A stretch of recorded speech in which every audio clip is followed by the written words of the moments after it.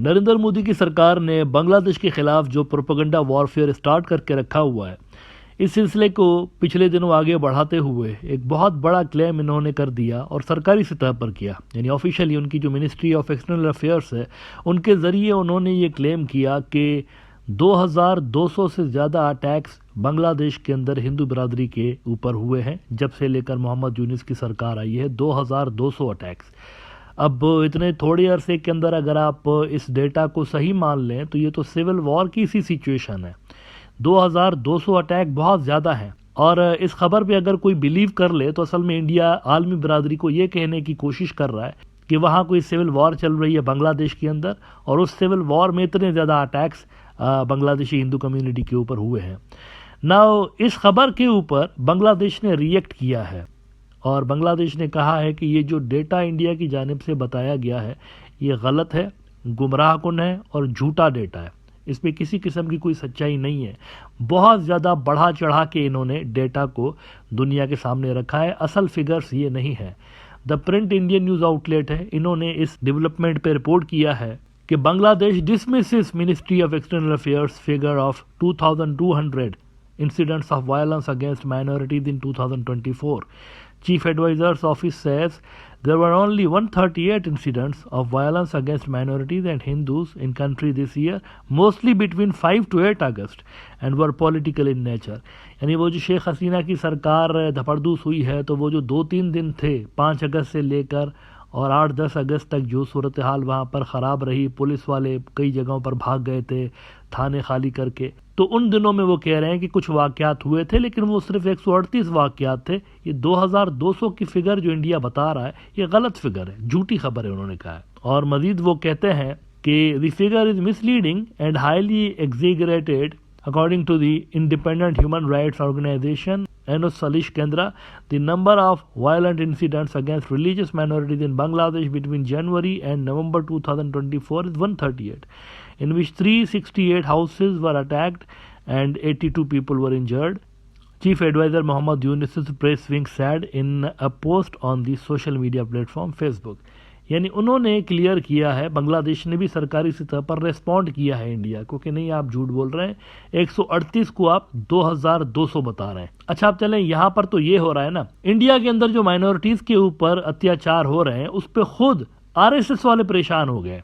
RSS वाले परेशान हो गए और उन्होंने कहा है अपने वर्करों को कि ये जो आप मार धाड़ कर रहे हैं और ये जो आप माइनॉरिटीज़ के खिलाफ इतना ज़्यादा आतंक मचा के रखा है आपने, ये चीज़ें अगर आउट ऑफ कंट्रोल हो गई तो कोई भी नहीं संभाल सकेगा, बीजेपी भी नहीं संभाल सकेगी। ये मोहन भागवत ने कहा है, आरएसएस के चीफ ने कहा है। देखें, हो ये रहा है कि जब से लेकर नरेंद्र मोदी ने 2 नंबरी करके और जजेस को प्रेशराइज करके ख़रीद के राम मंदिर का फैसला ज़बरदस्ती लिया और मुसलमानों की मस्जिद के ऊपर मंदिर बनवा दिया, तो तब से लेकर एक गलत प्रेसिडेंट इंडिया के अंदर सेट हो गया है।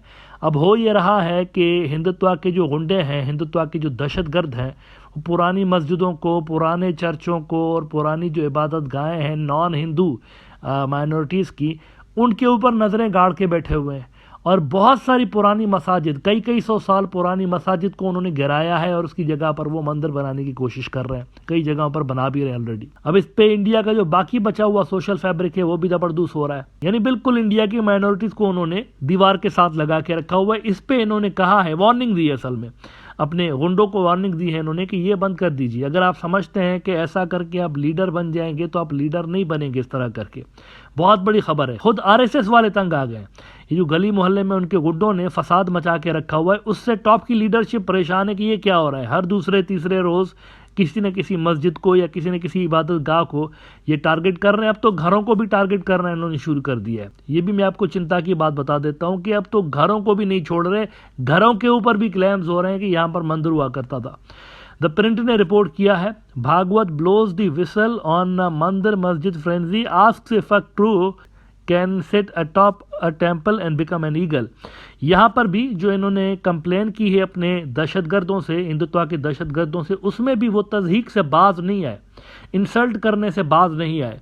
उन्होंने असल में ये कहने की कोशिश कर रहे हैं कि देखो अगर किसी मंदिर के ऊपर मस्जिद बनी हुई है ना, तो टेम्पल के ऊपर अगर कौवा बैठ जाए तो वो ईगल तो नहीं बन जाएगा। इंसल्ट की है बेसिकली उसने माइनॉरिटीज़ की, और उनको उन्होंने कव्वे के साथ और खुद को ईगल के साथ तशबीह देने की कोशिश की है।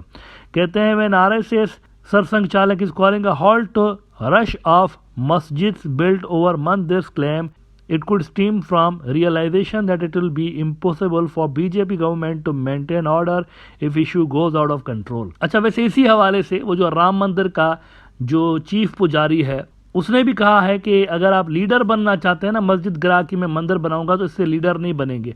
डेक्कन हेराल्ड ने उनको कोट करते हुए कहा है कि communal conflicts not right if becoming leader is only goal. Ayodhya Ram mandir chief priest backs RSS head Mohan Bhagwat. अच्छा ना, आखिर में एक इंटरेस्टिंग खबर पे बात कर लेते हैं। एक इंटरेस्टिंग डेवलपमेंट इंडिया के अंदर हुई है। कल के एपिसोड में आपको बताया था कि कुछ लोगों को इन्होंने पकड़ा है, इंडिया के अंदर पकड़ा गया है कुछ लोगों को, और इनको एसोसिएट किया जा रहा है बांग्लादेश के साथ, और इनके साथ फर्जी कहानियां भी वैसे ही बनाई जा रही हैं जैसे कश्मीर के अंदर बनाई जाती हैं लोगों को पकड़ के। ऐसे आम लोगों को पकड़ के तो उनके साथ कोई टेररिस्ट का टैग चिपका देते हैं या फर्जी कहानी बना देते हैं। यहाँ पर भी कुछ ऐसा ही हुआ है। 8 लोगों को पकड़ा गया है, 8 लोगों को, और क्लेम ये किया जा रहा है कि ये जो 8 लोग हैं जिनमें बांग्लादेशी ओरिजिन के लोग भी हैं, ये क्या कर रहे थे 8 लोग? ये 8 लोग ना चिकन नेक के ऊपर, सिलीगुड़ी कॉरिडोर के ऊपर कोई बहुत बड़ी वारदात डालने की कोशिश कर रहे थे। इंडिया की फिल्मों में नहीं होता, एक हीरो होता है, उसके साथ 2-3 उसके साथी होते हैं, अकेले जाते हैं और पूरा मुल्क हड़प करके आते हैं। यहाँ पर एक ऐसी स्टोरी नज़र आ रही है। 8 बंदों को इन्होंने पकड़ा है और इनके ऊपर इल्ज़ाम ये ठोक दिया है कि ये 8 जो लोग हैं ये पूरे के पूरे इंडिया को चिकन नेक को दबरदूज करने जा रहे थे। द हिंदू ने रिपोर्ट किया है arrested members of banned outfit had plans to target chicken's neck create instability West Bengal police. 8 लोग जो है वो चिकन नेक को डिस्टेबलाइज करना चाहते थे। कहते हैं they wanted to create large scale instability in the corridor by carrying out synchronised attacks and fomenting instability. The West Bengal police recovered pen drives and documents from 2 suspected members of the terrorist outfit who were arrested in Murshidabad district. कोई USB वगैरह मिली है, कोई 16 GB की उनके पास, और उसके अंदर जनाब इन्होंने कहा कि जी आइडेंटिटी कार्ड्स थे फेक और उसके अंदर जिहादी लिटरेचर था। अब ये जिहादी लिटरेचर की तारीफ भी बड़ी वैग है, तो ये क्लियर नहीं है कि किस तरह का जिहादी मटेरियल बोल रहे हैं, मतलब एग्जैक्टली किस तरह का। ये इंडिया की मीडिया में कभी रिपोर्ट ना हुआ है ना होगा, बस ये जिहादी मटेरियल लिख देते हैं।